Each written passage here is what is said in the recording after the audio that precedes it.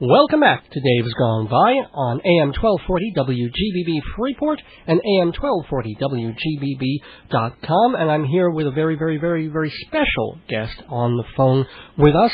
I can say 3 different bands, or groups I should say, and this man was connected to them all. He was somewhat, interestingly, and we'll hear about it, connected with the Beatles, also connected with Monty Python's Flying Circus, and then quite directly connected with a band called the Rutles. I am, of course, talking about Neil Innes, who's on the phone with us from his home in England. Welcome, Neil. Hi, Dave. How are you? I'm good. I'm sorry about having to go with the obvious intro stuff and not saying, oh, yes, he's been a musician for 40 years and he's done Bonzo Dog Band and he's got this CD out, you know. Yeah, Mel Brooks used to say, you forgot the ice hockey. Well, did you do ice hockey? No, I didn't. Neither did he. But well, what was your childhood like? Let's start right there. Oh, let's go back to your childhood. Yeah, lie on the couch and tell us all. Well, I suppose I was born at the end of the Second World War, 1944, which I don't remember anything much about, but I'm told that a flying bomb was actually sort of instrumental in speeding things up. You mean while... Oh, good God, yeah. So your mom's labor was like 4 minutes or something? We're going to 3 hours and then something... No, they used to have these flying bombs that people could hear, and when the engine stopped, you just ran for cover because it meant it was going to come down somewhere. Oh, my gosh. But anyway, I quickly moving on, I mean, I was a sort of toddler, then we moved to Germany because my father was in the army. And I spent about 5 or 6 years in Germany as a child and left when I was about 11 or 12. Mm-hmm. Do you have any memories of post-war? Oh, loads, yes. I mean, my father was sufficiently well connected to sort of pull a few strings and got us in a place called Bad Harzburg, which was a ski resort. Mm-hmm. And a very beautiful place to live. And so, in fact, when I came back to England when I was aged about 12, I was rather surprised to see how primitive England still was, because we were living in rather nice houses with central heating and things. And there's that moment at the end of one of the Monty Python episodes where it almost comes out of a still World War II photograph, and you're saying, when does a dream begin? Oh, that's right. Yeah, it was Maggie Gilliam. That was Terry Gilliam's wife. Oh, I didn't realize that. Yeah. So, I mean, we'll get to the Python stuff later. I just had to bring that up, but it just seems connected, I guess, in some subconscious way. Well, I suppose my way. generation is, because part of the thing about growing up later on is, people 2 or 3 years older than me were drafted. But I missed it all, and so I became part of that sort of swinging London scene, where the people, could go to university and they didn't have to go into the forces. Did you go to art school as so many? Yeah, I went to art school. Mm-hmm. And, but what I was going to say about Germany is when I first started learning the piano, I had a German piano teacher who was, very, very soft-spoken and kind, because I suppose, when he said the day came I had to do something different with my left hand to my right hand, I declared it was impossible. You see, I was only 7. Yeah. And he said, well, I don't think so, because look at me. My left hand can do something different. I commanded all of Germany with just my right hand. No, yeah, exactly. So I said, oh, well, sort of, I'm wrong. But that kicked me into sort of like, taking it up. But when I was about 14, I was playing Chopin and all this kind of stuff. I suddenly, my what are they called? Hormones. They must have kicked in or something, because I became very anti, and I thought, who am I working for? Because every time I finish a piece, they give me a harder one. So that's when I picked up a guitar and sort of taught myself to play a guitar. But then I got more interested in painting, and so that's what I did. I left school and went to art school in London. And then through that, how did it suddenly work towards television and music and, back to that other way? Yeah, well, exactly. As an art student, we had to sort of spend money on paint and things. It was quite expensive, so everyone was sort of always poor. Students are always poor. Oh, yeah. And so this is where the Bonzos came in. Somebody, they'd already got the name and they were already playing this kind of dreadful, sort of 20s and 30s kind of jazz up at the Royal College of Art in their canteen. And they needed a pianist, and so I came along and I thought, well, this is a bit of a hoot. And then I don't know, because we had to go so far, you know, I was living in South London, we had to go all the way up to Kensington. Vernon Dudley Bohe Noel, the banjo player, and we found a big pub with a big room, and they said we could play in there. Mm-hmm. So we started passing the hat round, and it became very successful, and it built up to us playing in about 5 different pubs a week. And about 9 of us were earning, you know, very good money. Were you writing your own songs at that point? No, or just we covers? weren't. Okay. Well, we got all our songs from old records, you know, the old 78s, Mm-hmm. you know, the breakable ones. And we didn't know what they were like, obviously, because you had to go just by the label. And if it said Novelty Foxtrot, or if it had a silly title like I'm going to bring a watermelon to my girl tonight, you bought it. Right. You know, for a penny or tuppence. And got home, and maybe 3 out of a dozen might be worth it. And so we'd, you know, sort of put it to the rest of the band, and we'd learn them if we liked them. Was the sound rock or skiffle or pop? No, it was sort of 20s and 30s silly jazz. The records you were playing, but also you were emulating that sound too. Yeah, I mean, this is what worked in the pubs. You know, there was an awful lot of jazz in the pubs in those days, even though, you know, the Beatles were just about starting. The instruments were cheap, you know, you could buy trumpets and bits and pieces, and even if you couldn't play them, it was a good idea to sort of make a funny row with it. And of course, very visual gags we used to do as well. Initially, it was the Bonzo Dog Dada Band from like the Dada art movement, but then you said you changed it because... Well, you couldn't, you know, have you ever tried explaining what the turn of the century anti-art movement is to someone who hasn't heard of it? You know, you can't really do it in a quick way. What was that? Yeah. We just said, well, never mind, we'll just call it Doodah. Was Bonzo Dog, though, the first name, or did you think spend time? All of it came out of the hat. Oh, really? Vivian Stanshall and Rodney Slater, I think, were responsible for the name. And they just put Bonzo Dog as an image, if you like, into the hat, because Bonzo Dog was a very popular sort of cartoon character here. Right. But I also believe it was, syndicated in America too, and Band and Dada and some other things, but Bonzo Dog and Dada and Band came out, so that's how it started. And did it become visual quickly, or was it mostly musical? No, it was definitely not musical, it was mostly visual.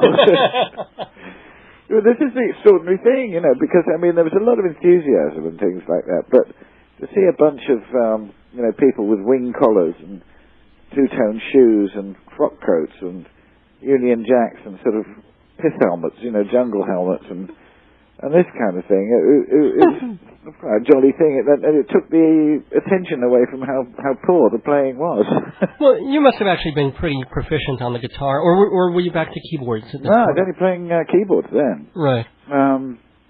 And of course, anybody who's played piano in a band has this kind of, I don't know, sort of slumped shoulders until you actually get to wherever you're going to play, and then if you find out it's got a good piano, you cheer up, and if it's got a bad piano, you get depressed. But, in fact, we did one, not the Bonzos, I was playing with someone else, and the piano was just so bad that at the end of the evening, I just took it all to bits. I took every key out, every bit I could and I left it in a heap.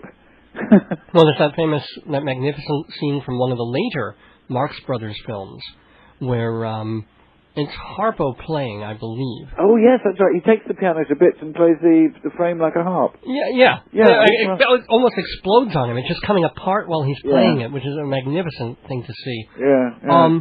So, playing in this hall rather successfully, that you folks all sort of got together and cobbled together and became a regular gig. That's right. And I think there were 9 of us when we first went off on our. No, 8 of us. There were 8 of us. I mean, we did in my last year at the art school. We'd become such a success in the pubs that we got offered this sort of job in a sort of like, how would you call it? Kind of cabaret nightclubs in the north of England, and we did a week, and it was so successful that they booked us back for 6 weeks when we finished college. Huh. So it all seemed quite a good idea at the time. And so anyway, off we went and started doing these things after we'd finished college. But then, to sort of, explain how we sort of changed and modified from this kind of rather raucous and silly, outfit. Mm-hmm. Doing anything. Our trumpeter at that time, this is about our third or fourth trumpeter, was called Bob Kerr, and he knew a man called Jeff Stevens, who'd put together a band of session men to make Winchester Cathedral. Oh, gosh. And called it the New Vaudeville Band. Uh-huh. So he hadn't got a band to go out and promote the hit. So he rang Bob Kerr, the trumpeter, and asked Bob to ask us if we'd like to become the New Vaudeville Band. And of course we all said no, But he said, well, why not? We've got a hit, we could go on top of the pops and things like that. And he said, well, I'm going to do it. And so we said, well, off you go, never darken our towers again. And, but the downside was, the very next thing you see on television on the Top of the Pops program is this New Vaudeville Band that they put together, looking exactly like we looked, with the sort of like they stole gangster suits and two-tone shoes, big ties. They even copied the jokes of like comic speaking balloons. We used to make them out of sort of hardboard and paint them and hold them up above people's heads so it looked like a comic. And they were even doing that. And the singer had a sort of a gold lame suit. And of course, everywhere we went, everyone said, "Oh, you're like that New Vaudeville Band." Oh boy! So that's when we realised we were suddenly in show business. Well, you guys could change your looks all the time. No, I mean, your whole point was visual, so yeah, why didn't you just? We just suddenly said, "Well, hang on, this is we can do anything we want. We can play any kind of music we want." And so that's when we started writing our own stuff. Oh. Okay. So in many ways, it was a kind of a good thing. What was your first song? Mine was pretty much Equestrian Statues, my first one, I think. And then, how long between the point when you changed the whole sound of the band, or what you guys were doing, to the first step of quote-unquote pop success? Right. I suppose a couple of years. Because there we were playing all this silly stuff. And we'd recorded with EMI at Abbey Road. We'd recorded our first single, which is called My Brother Makes the Noises for the Talkies, which is exactly where, it came from one of those old 78s. Right. And funnily enough, it was at the same time that the Beatles were in there. Well, we were in Abbey Road and recording this silly thing. My Brother Makes the Noises for the Talkies, sort of this ship's noises, guns and bangs and whatever, all these kind of things. And I'd been to the Gents, I think, down the corridor, and I was coming back, and I saw in the doorway, these four guys with sort of distinctive haircuts and pointy shoes and dark glasses with a couple of big blokes standing by them. And I thought, wow, it's the Fabs, it's the Beatles, of course, they record here too. And so I snuck out a bit later on to sort of listen to what they were doing, and I heard them, and they were doing I Want to Tell You. With that fantastic piano part going da da da da da da da da. I thought, oh wow, this is really good. And years later, I was staying with George in the kitchen, and I was telling him about, in the show I sometimes tell that story, and he said, and I went, there's a piano just outside the kitchen. I started playing it, and he picked up a guitar, and God knows the last time he'd played it, but he played that riff, do-do-do-do-do-do-do-do, straight away, perfectly, didn't have to think what it was. And so that was quite a nice moment. But, I mean, the thing was, they were doing that at that time. When was it, 64 or something? That was a little later for them. That's probably about 65, 66. Something like that, maybe. No, 66 it must have been. And we were making this sort of silly old 30s jazz. So, but by the time we'd put out our first album called Gorilla, we'd moved on and to writing our own stuff. And Equestrian Statue I'd written as music for the Head Ballet, and Piggy Bank Love, all these kind of, and it was a gentle poke at the pop business, And then, I'm sorry. Yeah, no, I mean, but. And then the second album, we got even more adventurous and went more psychedelic. But because the 60s were good fun, I mean, I don't remember a lot about them because, they say if you can remember them, you weren't there. But But you guys didn't. I mean, did you indulge the way '60s bands indulged, or were you pretty much you were art students who were more straight? I mean, you probably drank a little, but or were you really out there? I mean, did you guys? No, we weren't really out there. No, as we told a sheriff's officer in Buffalo who sort of asked us if we'd got any pot, whatever. So we said, no, we're pint of beer men, sort of warm beer from England. But no, I don't. No, it certainly wasn't any sort of like major acid trips or anything within the band. I think everyone had enough of an imagination to sort of, without sort of pushing the envelope, as it were. And of course we do have to get to the story of the Urban Spaceman, which is indeed the first thing people probably know you guys for. Yeah. So. We were doing a television series called Do Not Adjust Your Set with Monty Python, pre-Monty Pythons, Eric Idle, Michael Palin, Terry Jones and Terry Gilliam. And Gorilla has been a reasonable success. And they wanted a single, they were desperate for a single. And we didn't see ourselves as in the kind of regular pop music machine, Mm-hmm. We saw ourselves as sort of, or as one witty journalist called us the clown princes of pop. But, so we didn't really want to make a single. In any case, we had a manager who was also our record producer. And he used to say after, 3 hours, he said, that's it, time's up, time to move on to the next one. And of course, some of the things we wanted to do were quite time-consuming and involved, And you have 4 tracks back in. And we only had 4 tracks. Yes, right. we did anybody who's heard the intro and the outro, that was done on 4 tracks. Believe it or not, we'd record one thing and then another one, and then we'd bounce it down to another one, just bouncing it around the 4 tracks, and built it up into this, extraordinary thing with all those people on it. Right. But yeah, so Viv used to hang out a lot with both John Lennon and Paul McCartney, and one evening he was in a club with Paul, moaning about this producer who wouldn't let us finish our ideas. And so now we've got this bloody single to make and whatnot. And so Paul just offered, and he said, well, I'll come and produce it if you like. And he meant it. Oh yes, he meant it. And so it was wonderful to be able to go to this manager-producer bloke and say, well, actually, we don't want you to produce the single. And him saying, oh, and who do you think you're going to get then? Pause, Let him stew for a minute. And then... Yeah, exactly. Or a minute and a half. Yeah. So anyway, Paul came on the day and was absolutely magical and turned the whole thing around, and it took over 8.5 hours.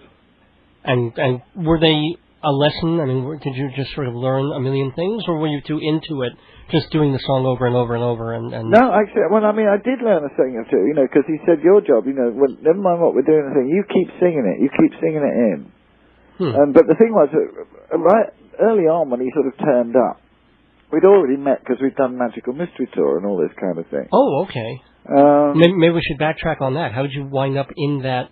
Was it a BBC just mutual thing? No. Paul's brother Michael was in a comedy group called The Scaffold, and we kept bumping into them, saw quite a lot of them. And I think Mike turned Paul onto the Bonzos, but as it turned out, Paul had already been to see us, they'd all been to see us in the days when they used to put on false beards. And anyway, so yes, of course it was kind of thing, it was like a reminder, I think Paul was just sort of throwing it together in many ways, and the strip club scene was in there, so we thought we'd be perfect for the strip club scene. And so anyway, so Paul turns up in the recording studio, says, how are you, and all this kind of thing. And he hops on the piano, he says, I've just written this. And he starts playing Hey Jude. Oh, jeez. And nobody's heard it, no, it's never been, the Beatles haven't probably heard it yet. And I just think he's taking the mickey out of the producer. Because it goes on and on and on, And I'm sure the first time you heard it, it's like, okay, it's a good 4-minute song. Why is he still playing it?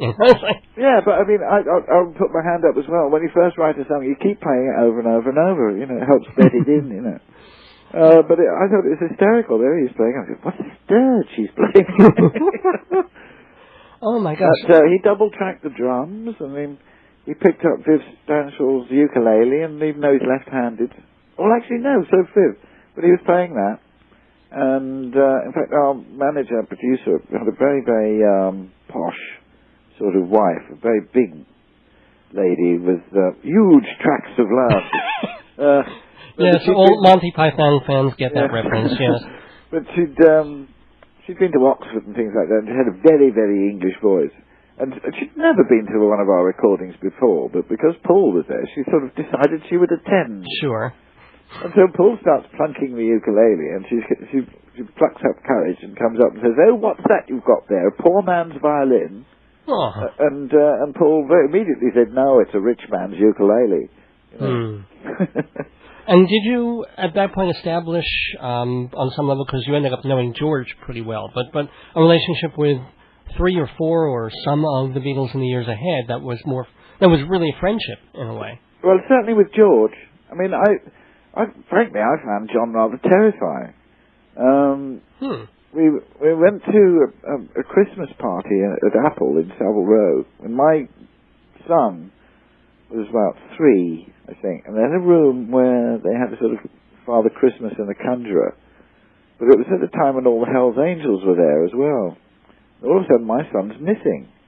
So I start looking around for him, and I find him in another room, sat on a Hells Angel's knee, who's sort of like feeding him beer from a can with his finger. Right. So I said, "Oh, there you are. You know, so, come on, there's a conjurer," you know, things like that. And then I noticed that John and Yoko were sort of sat on the floor in the corner. And John says, "Hello, how are you?" And I said, "Fine, yes, fine," you know. But I was more concerned about getting my son out of the clutches of the Hells Angels. We're feeding them beer, yeah. Yeah. Oh my gosh. I didn't hang out with him in that case. Or even in the later years when he became, he got out. No, because I mean, it wasn't long after that they sort of packed up. My conversation with Neil Innes, unofficially known as the Seventh Python because he worked with that troupe. He was also pretty close with a couple of the Beatles, which later led to the Rutles, and so much more. So, where we were last talking, he had met the Beatles already. He was describing how he was afraid of John Lennon, kind of. He was such a strange and powerful personality that he was almost, as he said, terrified of him. But he had a very different experience with George Harrison, and I asked him about that. Well, George became very good friends with Eric. And I think both their marriages went a bit wrong at the same time. And I was, playing in a pub, and George and Eric came down, and we just sort of hit it off, really, and George was on in Rutland Weekend Television and doing things. And I don't know, my wife Yvonne, who's coming on the tour with me, it's just the two of us, is a very, very accomplished garden designer, and she's won several gold medals at Chelsea Flower Show and things like that. And so when we saw, the first time we went to Friar Park was to film some of the Crackerbox Palace videos, and it's a stunning place. And so ever since then, Yvonne's been helping with the garden, and we've been kind of friends ever since. And my youngest son and Danny is only a month between them, so we had a lot in common. I wrote this song called "Love Is Getting Deeper," which I do in a silly French accent because it's sort of a bit like Charles Aznavour. But George actually did a version of it as well because we both had young babies at the time. When was the last time you saw him? I think about 9 months, a year before he passed away. Well, I didn't see him looking ill. He went away to Switzerland, and where he did look a bit ill. I mean, this is the character and strength of the man. Klaus Vormann, who went to see him in Switzerland, told me that he always had this little digital camera. He was always filming things and doing things with it. And up in Switzerland, I think he had no hair. And he turned it on himself and said, "How does it feel to be one of the beautiful people?" Wow. He was a very, very special person. I don't think of him as gone. I think he's still here somewhere. We've kind of covered the Beatles, but tell me more about the years with Python. Right, well, Monty Python, so I think I mentioned, but I'll say again, when the Bonzos did this television show for children called Do Not Adjust Your Set, and the writers and performers in it were Eric Idle, Michael Palin, Terry Jones, and Terry Gilliam was doing his first animated films for it too. Right. And it was all put together by a man called Humphrey Barclay. He was the producer, and he was sort of his inspiration to put the Bonzos together with that lot, along with another actor called David Jason and an actress, a very, very funny comedienne called Denise Coffey. So anyway, that was the cast and writing crew, and we did about 26 of these things. And they became, they were very much pre-Python, similar kind of thing. But at the end of the second series, the Bonzos, I think it was 68, we went off to America, twice. And by the time we came back, Monty Python was on the air, and the others had teamed up with John Cleese and Graham Chapman. Right. And I suppose a year after that, the Bonzos sort of split up after, America, with 71, I think. So by then, Python had sort of got going, enough for them to sort of be asked to make records. And so Eric Idle rang me up to see if I'd come and help them with the records. And so, because we all knew each other, it was very easy. I just sort of slotted in. I hadn't met Graham and John, but that didn't take long, Right. And well, actually, before getting into that must have been a weird transitional period for you. I mean, you just sort of said, "Oh well, the Bonzos broke up," but that must have been, you were with them at that point for a few years, and did you think, "Oh my gosh, what am I going to do now?" Or did you already have... I mean, in many ways, we didn't mean to be as busy as we were. We always thought, well, this is a bit of fun to do after college. We'll think about what we're going to do later. And I think it's fair to say at that time in the UK, the economy was very good. And Harold Macmillan at the time had said, "Oh, you've never had it so good," was the phrase. And people in my position, I think, who were just coming out of college, didn't even think, well, what job can I get a job? It's sort of, what job do I want? Wow. So there was no less pressure that there probably is now on young people to sort of think out their careers or look at their options. Or when they're in junior high school, yeah. Yeah. So there's none of that pressure. And I remember coming back from the Bonzos' very last gig, it was a bit of a riotous affair. And suffice to say, we were still driving when the dawn was coming up. I was coming back into London. And until the dawn came up, I was thinking, "Oh, that's the end of that, that's the end of that." And then the dawn came up, and somebody said, "Well, no, it's got to be the start of something else." And sure enough, it was. And I wouldn't swap a day, of the fun we had with the Bonzos. But at the same time, he was so sort of indisciplined, really, in a rather cutthroat business. And when you have 8 people in a band... No, there was only 6 by then. Oh, by then, okay. But yeah. Even so... But the thing was that we didn't have a holiday. What we did was pay off 3 managers. But we didn't have a holiday. And I think if we had a holiday or something like that, the strain wouldn't have got to Vivian Stansfield quite so much. And, when you stop arguing, I think you're creatively dead. And I think it was wise of the Bonzos to sort of say, right, we're going to stop it now while it's pretty good, and not let it fester. Cool. And so I moved very easily into sort of working with Python, because I know that, if you do get a group of people together, the chemistry kind of kicks off, then it's always going to be stronger than anything you can do on your own. Now, Yeah, so I really enjoyed working with the Python team. Could you just remind us of some of the sketches that you were in before that last season, where you were almost like a full-fledged member, in fact, of the cast?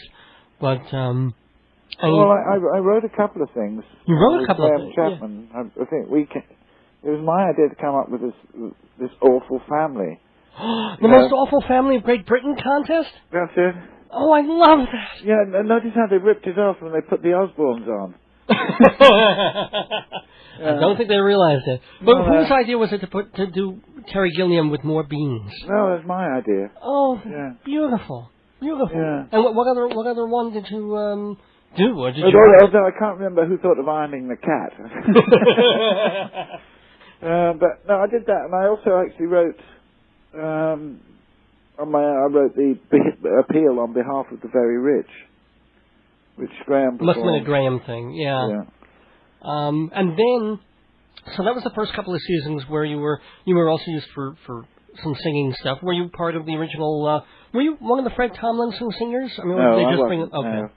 But That was very early days before I was with connected with Python, because I think because they more or less sort of finishing off television. I kind of joined them. Well, there was that apart from that last season. That's right. Which is rather unfairly maligned. I mean, you go back and look at that last season, and some of this brilliant stuff that they did. Quite honestly, I can't remember any of it. Oh my gosh, Michael Ellis. I know. I don't think I even had a VCR in those days. But no, there were certainly very happy days. But I mean, the television thing sort of wound up, and they'd already gone to Germany, I think, and done some stuff where they did the Silly Olympics and what have you.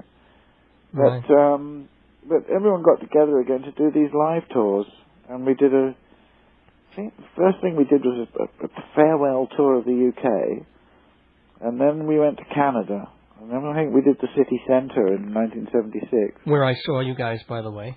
Very proud to say. I was. Gosh, how old was I? Did 12.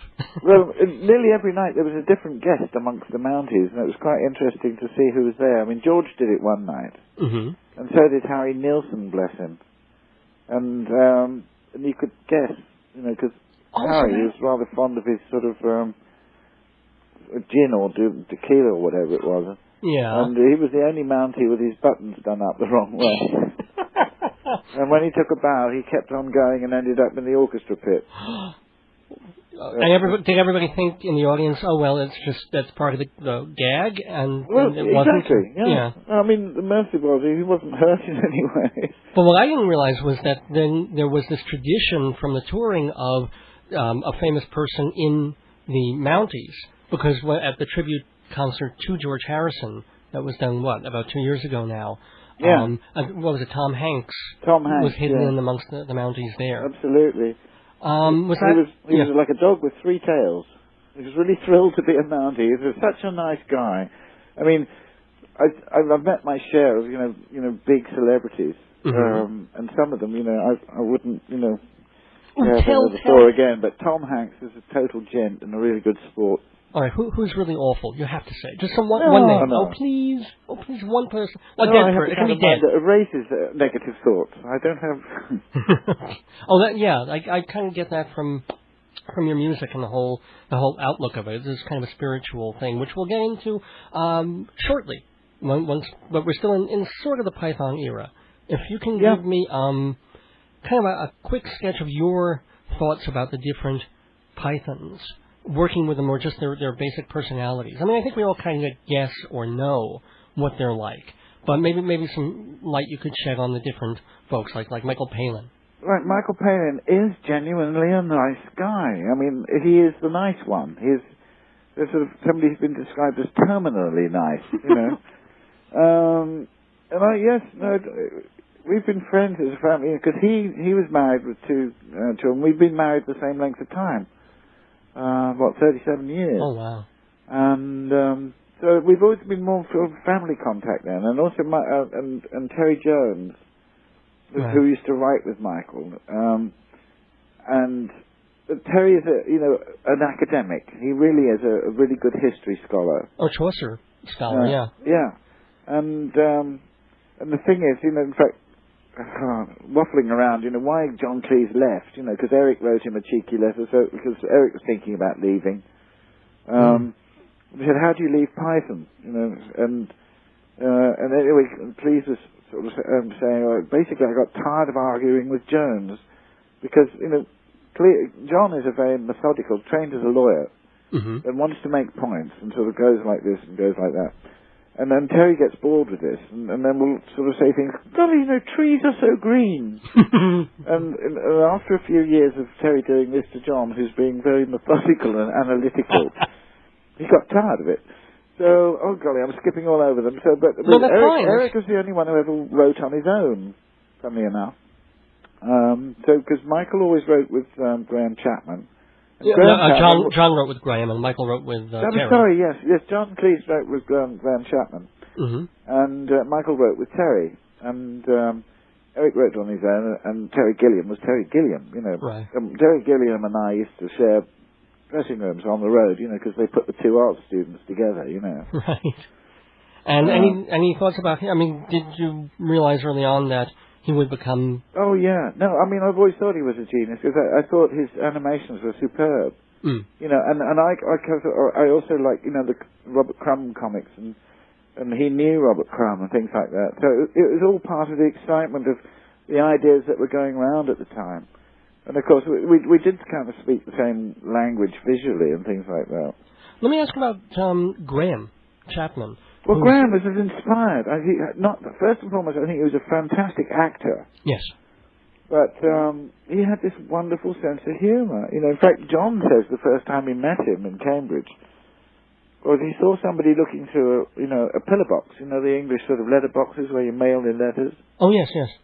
He was looking in the slit of it and winding a handle like it was one of those peekaboo shows, with the flick photographs, what the butler saw, they call them here. Right. I don't know if you've ever had them over there. Well, I guess in the early days of peep shows. Yeah, they must have done down on Coney Island and things like that.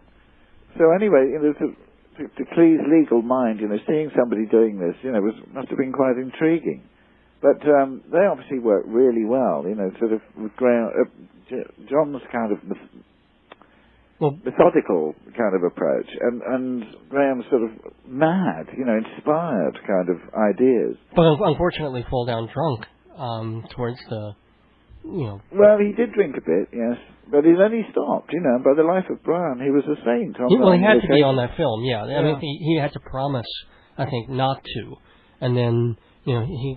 But I mean, he was a doctor. He knew exactly what was happening to him. Yeah. So, I mean, everything, when I was writing with him, in fact, we went for a lunch with some of his medical friends. They were all doctors, and they all started waffling on about this and that, and I did feel a bit left out. And Graham was aware of that, and he said, "I'm really sorry, you've got, you can get me back, I owe you one." And then a week or so later, I think, my old art school invited me to come and see what the art students of that year had been doing for their final show. I thought, perfect. They invited me to lunch, so I invited Graham to come with me. and he was wonderful, because it was just as boring for him as it had been for me. But especially when we went outside, and this art student, it could have been Damien Hirst for all I know, because he went to the same college. But he had about 18 other students sort of sat in a kind of semicircle of chairs, and they all had a plastic instrument with which to toot and blow, and bits of strings came from their feet. And so any time he pulled a string, they had to toot their instrument. Cool. And then Graham sort of decided to light his pipe and roll over on his back with his legs and arms in the air like a dead insect. It went very well. I can imagine. It was wonderful. He was very good. You think of him in the wrestling thing. Oh, of course. Yeah, he can adopt a very good comic, dead insect pose. And it was wonderful, because the people trying to assess this sort of stupid art student for doing this could hardly keep a straight face. He should have gotten an A. Absolutely. Oh, well, they should have done, yes, of course. Hi, everybody. Happy you could stick around. This is Neil Innes talking to you on Dave's Gone By on WGBB. Eric Idle is probably the Python that you've in some ways been most connected to, because now we get to the story of the Rutles. Indeed. I mean, well, Eric was, as I said, the Greta Garbo of the group. He wants to write alone. He wanted to be alone, yes. But, in fact, we were doing Drury Lane, and he said to me, "Do you fancy doing some television?" And I can remember this very clearly. I said, "Oh, Eric, I'm not very keen on television. It's never, the cameras are never where you want them and things like that." And that was my experience working with the Bonzos. And he said, "Well, you can tell the cameras where to point." And I said, this is different. I haven't got anyone to argue with. So he was writing sketches, and I was writing songs to put pictures to. And we'd sort of meet up every now and again and sort of say, well, what you got? And then we'd use postcards, and put the titles of things on, and we'd put them up on a notice board and see which things sort of sparked off, and then look for anything that was missing or thought about anything that was missing, and then sort of, put the shows together in that way. And that was Rutland Weekend Television. It was called Rutland Weekend Television because in terms of the British Isles, it's divided into counties. And one of the smallest county in the British Isles is called Rutland. And it was so small they tried to do away with it for a while, but the people refused. They had to give it back. So it's like the Luxembourg of England. Yes, that's it, exactly. You can do it in half an hour on a bike. So the theory being that if Rutland had its own television station, it wouldn't have much money, and therefore all the programs would be very cheap. And so this is why BBC Two really liked the idea of the program, because it was a very cheap program to make. If we did the Rutland Weekend Television armchair theatre, tonight, War and Peace, they'd get a few old age pensioners in a costume and march them up a country lane, the retreat from Moscow. Or better yet, the Batley Towns Women's Guild. They would do a really good job of it. And see Moscow burn, and a hand would come in and light a model, Right. So that kind of thing. So it's in that climate, I came up with the idea of doing a parody of Hard Day's Night, because it was shot in black and white, directed by Dick Lester. Mm-hmm. And it, people will know the kind of thing from not only Hard Day's Night, but from Benny Hill. When you put speeded up film, it tends to be funny. Right. Not very, but but it's a little cuter. It's cute. It's a little, yes. And so I did this song, and we dressed up as the mop tops and ran around and did silly things. And Eric liked the idea because he'd written a sketch about a documentary maker who was so dull the camera ran away from him. Right. And we put those two things together. And then to spool on a bit, I think Saturday Night Live, Eric was hosting it, and they showed this clip, and people, sent in Beatle albums with Beatles crossed out and Rutles put in, and I suddenly realised that this is, because it was around the time that somebody was offering $20 million to put the Beatles together again, right, for 20 minutes, and that was silly, and so something sillier needed to be done, and it all kind of happened very quickly. Lorne Michaels, producer of Saturday Night Live, went downstairs at NBC and got the money to make a primetime special, which ended up being called All You Need Is Cash, the story of the Prefab Four, the Rutles. Exactly. Yeah. And it was a very loving and affectionate, biography, if you like, of the Beatles, but done in a silly way. And George was very keen on doing this, and arranged to get footage from Apple, that we could cut into the stuff that we were shooting. So it was a semi-official, if you like, certainly as far as George was concerned. Of all the Beatles, I don't think, Paul quite likes it, although, I get on fine with him. I've seen him, through the tragic events of George's, passing and whatnot. Right. And Paul's got no problem with the music, but I think he was a little miffed with the way Eric played, Sir Dirk McQuickley, The Paul character is kind of... a little harsher than I would bother doing, And I think you also mentioned that Paul was trying to promote his own, Lennon Town at that point, so that any was another promotion... thing. Yeah, that was another thing, because, I had no idea about that, but of course, he didn't know anything about the Rutles either, other than, there was something, he'd okayed, like the rest of them, the use of footage for a film. But, and you had a very short time, apparently, to write the sound or the songs for... Yes, I recall it was only, 3 or 4 months, I think. But anyway, I said, I didn't promise. I said, I'll try. He said, can we, here's the money for the whole story. Can you do 20 more Rutles songs? Woo, But anyway, I thought the only way to do it is not sit down and listen to any Beatles stuff, but I'm trying to remember where I was when I heard them, and the hardest ones to write were the kind of genuine, nice little pop love songs. Yeah, I mean, the one when you get on yeah. to the more psychedelic stuff, you know, you can have a bit of fun. Then, yeah.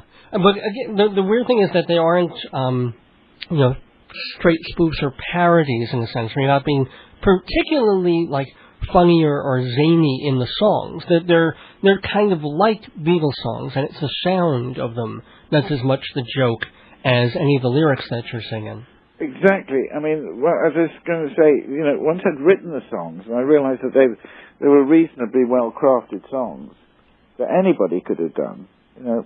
But when you listen to, you know, the genius of George Martin, and in fact the way that the Beatles were so inventive from one track to another, it's the production.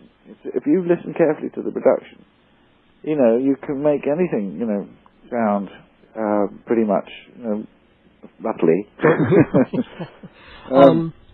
You know, and I think being an art student helps in that way, you know, because you're taught to look at other things. When you draw, you're taught to look at those things very hard, and if you know, you often see art students in galleries, you know, copying old masters, and it's a good way of learning. And you know, so I feel as though I've been trained to sort of observe, you know, and in this case, you know, listen with the same kind of observation, if you like. And it was surprising, you know, because a lot of the earlier stuff, Rubber Soul and things like that, you can hear bongos in the background, which you're never aware of when you just heard it the first time. But if you listen really hard to Beatles production, you can hear all sorts of things. There's one song that you wrote with John Lennon and Paul McCartney, only you didn't, but they say you did. No, there's 14 of them that fall into this category now, which is a little alarming. Wait, all of it? I thought it was just the one. No, it's a convoluted story, but I think it's a band called Galaxy 500. Back in the 80s, I think they must have been.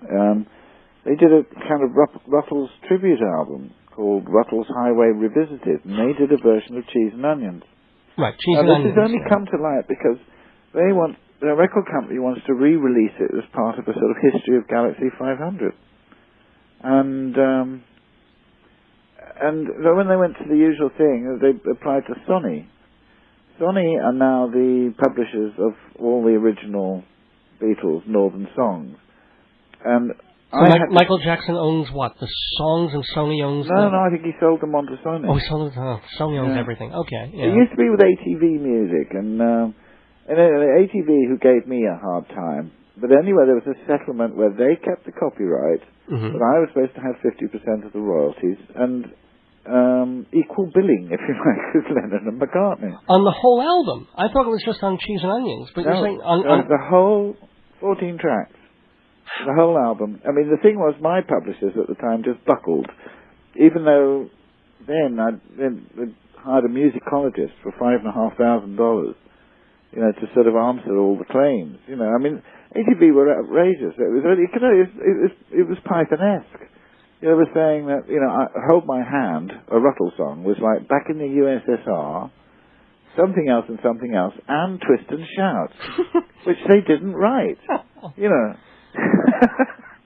These are supposed to be experts in the fields of music publishing, you know. Well, and I'm sure George commiserated because he had the whole "Life, Sweet Lord, He's So Fine" thing going. Exactly.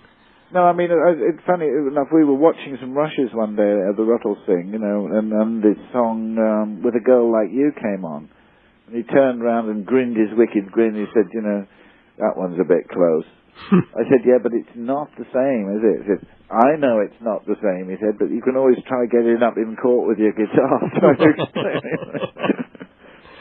So yes, so I mean, where were we? Yes, so Sony now have told Galaxy 500 that they are not allowed to include my name as a writer's credit on Cheese and Onions. Which is amazing. Which is the song you wrote. Which Lennon McCartney did not write at all. No. Are you ever going to bother to fight it, or you just, it's water on the bridge? I bridge? haven't got time at the moment. It has been noted.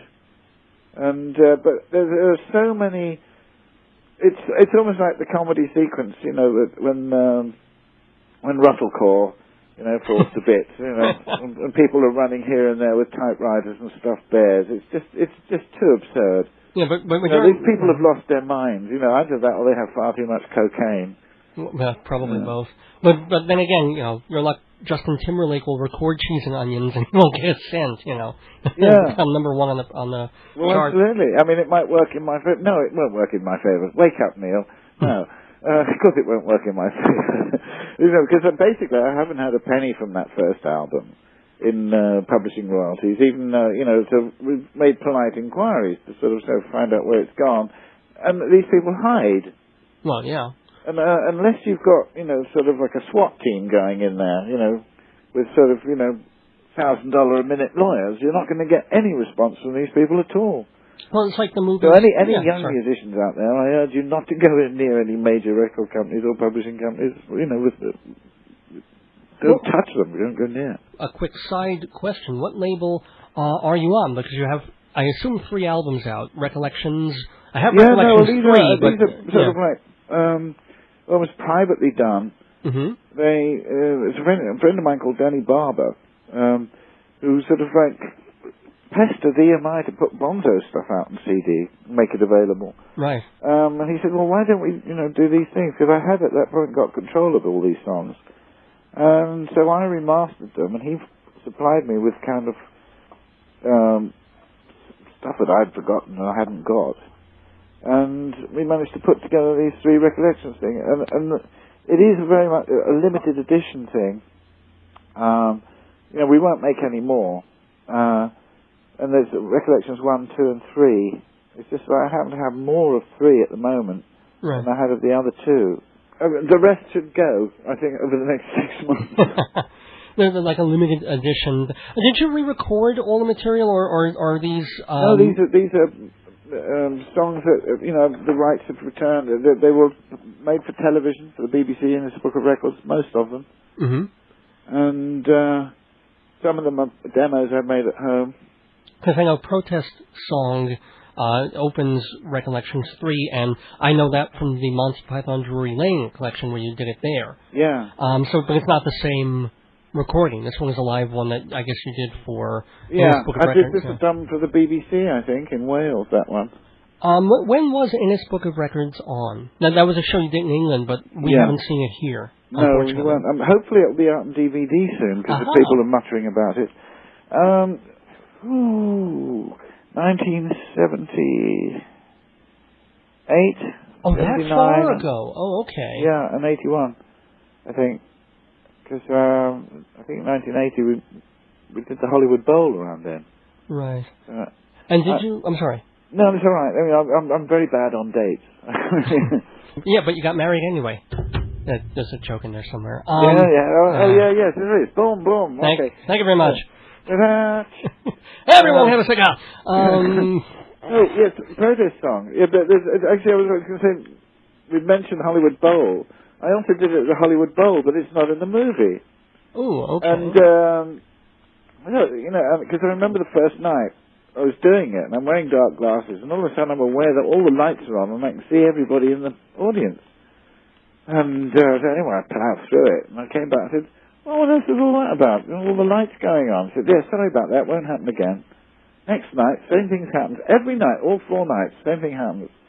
And afterwards they come clean. They're using my song to get cutaways of the audience laughing for the rest of the film. Ooh. Yes. That's show business. That's show business. Just want to take a couple of more minutes if you have them. Yep, sure. Because I'm having a fabulous time just talking with Neil Innes of, how would you say Renaissance man music? How do you describe yourself if you had to put it on a resume? You're a what? Oh, I don't know. I think I'm a perpetual art student. I'm certainly not show business.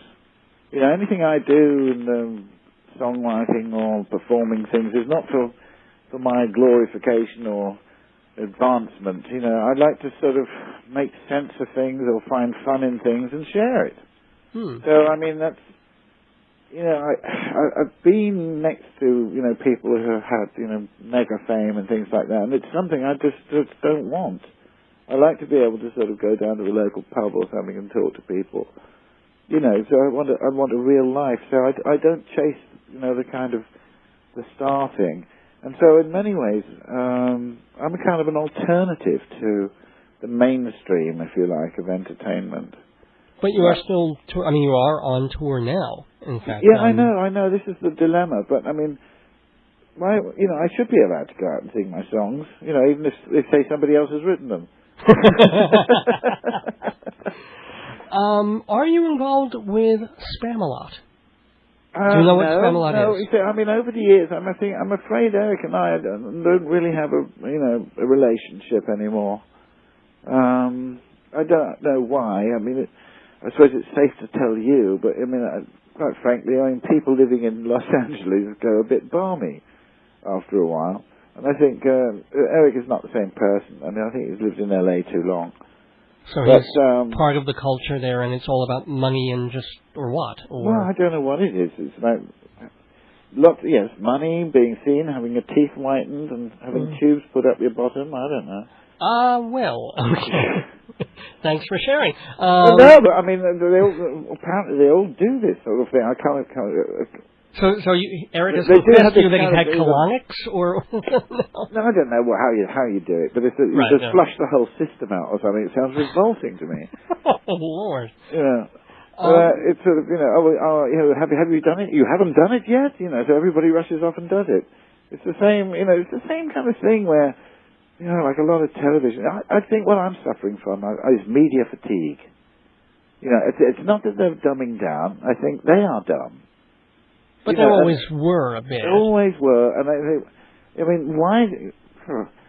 You name any of those kind of shows, you know, so we got a great show for you tonight, and they want everyone to go, whoa! You know, and it's not, you know, it's all disconnected. It's not connected to anything. It's not particularly funny. It's, you know... Right. It's a state of mind, and I'm absolutely bored. Rigid with it, you know. So I mean, in fact, even if they asked me to go on some of those shows, you know, I really would think twice about it. I said, well, no, it actually doesn't come within my remit to be part of that world. You know, I'm very happy to go and play little theatres where human beings, you know, sit and you can share an experience together, you know. And no one has to be cleverer than anyone else, and no one has to be richer than anywhere else, or skinnier than anyone else, you know. I think, you know, I'm part of the subculture of Western civilization. The ones that still believe in sort of like decency and honesty and fairness. No, even the good people don't believe in it. Yes, there's a few of us left. No, well, yeah, and we're all voting for Kerry, but... Oh, it's an American joke. Well, yeah, who knows? I mean, it strikes me that, you know, with your system there, you can't be a candidate unless you've got $250 million for a campaign. True. It sort of, you know, it rules out a lot of people straight away, doesn't it?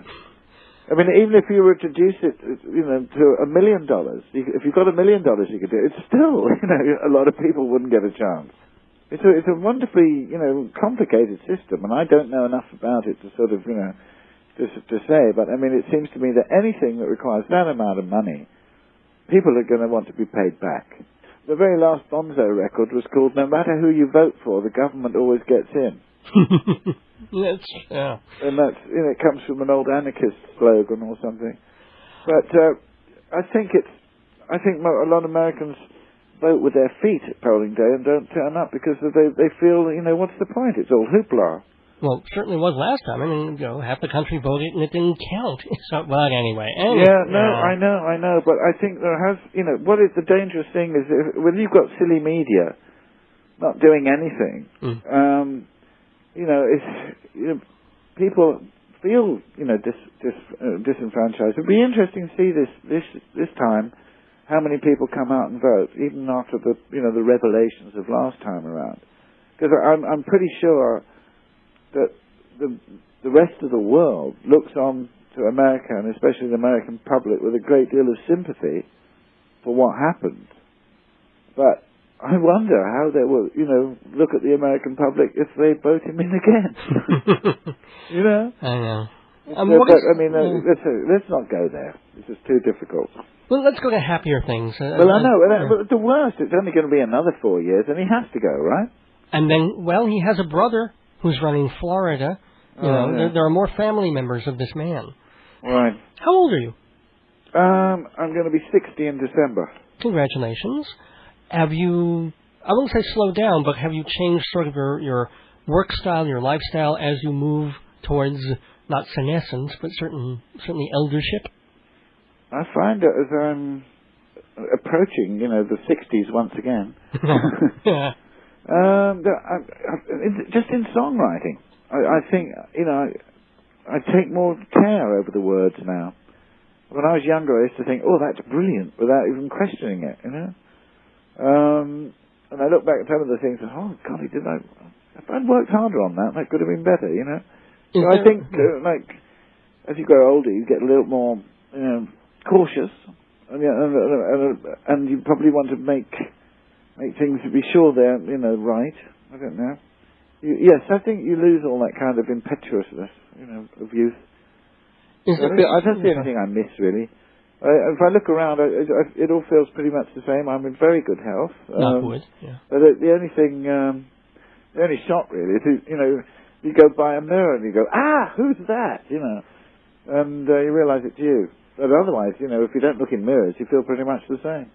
Well, Neil Innes, it has been an absolute pleasure and a thrill to be talking with you on Dave's Gone By. I want to remind everybody to please go see him playing live on tour all around the East Coast. Neil Innes, what can I say? Thank you so much. Thank you very much, Dave.